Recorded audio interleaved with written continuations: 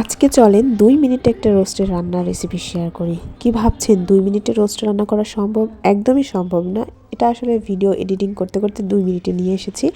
তবে এই রোস্টের রেসিপিটা একদমই ইজি, যেটা রান্না করতে খুব বেশি সময় লাগে না। আর এটা আমি আমার মতো করে রান্না করে খাই। প্রথমত আমি মাংসগুলো লবণ জলে ধুয়ে একদম পরিষ্কার করে নিয়েছি। তারপরে হালকা একটু শুকনো মরিচ দিয়ে আমি মাংসগুলোকে ম্যারিনেট করে রেখেছিলাম। এখন আমি পর্যাপ্ত তেলে মাংসগুলো ব্রাউনিশ করে ভেজে নিব। মাংস একটু ভালো করে ভাজলে দেখবেন টেস্ট আরও অনেক বেশি ভালো আসে।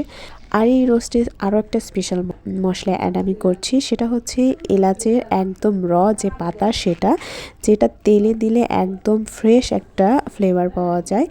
এটা যদি সবার বাসায় না থাকে তাহলে কোনো ব্যাপার নয়, শুধু এলাচ দিয়ে দিলে হয়। আস্ত এলাচটা একটু ভেজে নিয়ে এখন আমি আদা আর রসুন বাটা দিয়ে দিচ্ছি 2 চা চামচ। তারপরে এখানে আমি 1 কাপ পরিমাণ পেঁয়াজ একদম পেস্ট করে নিয়েছিলাম, সেটা দিয়ে দিলাম। আর আমি রোস্ট একটু ঝাল ঝাল মিষ্টি মিষ্টি খেতে পছন্দ করি, যার কারণে আমি এখানে পরিমাণ মতো লবণ এবং 2 চা চামচ আমি চিনি দিয়েছি। দাঁড়ান আরও একটা টিপস দেই। এই পেঁয়াজটাকে খুব ভালোভাবে কষিয়ে নেওয়ার পরে মশলাটা অ্যাড করবেন, তাহলে দেখবেন এর টেস্ট আরও অনেক ভালো আসে। কারণ ওই জল অবস্থায় যদি কোনো মশলা দেওয়া যায়, আমার কাছে অন্তত টেস্ট ভালো আসে না। এটা আপনারা ট্রাই করে দেখতে পারবেন, ভালো হবে।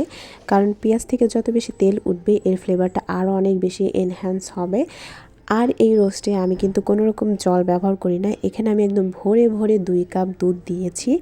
এখন আমি এটাকে খুব ভালোভাবে একটা বলক তুলে নিয়ে আমি যে চিকেনগুলো ভেজে রেখেছিলাম সেটা দিয়ে দিচ্ছি।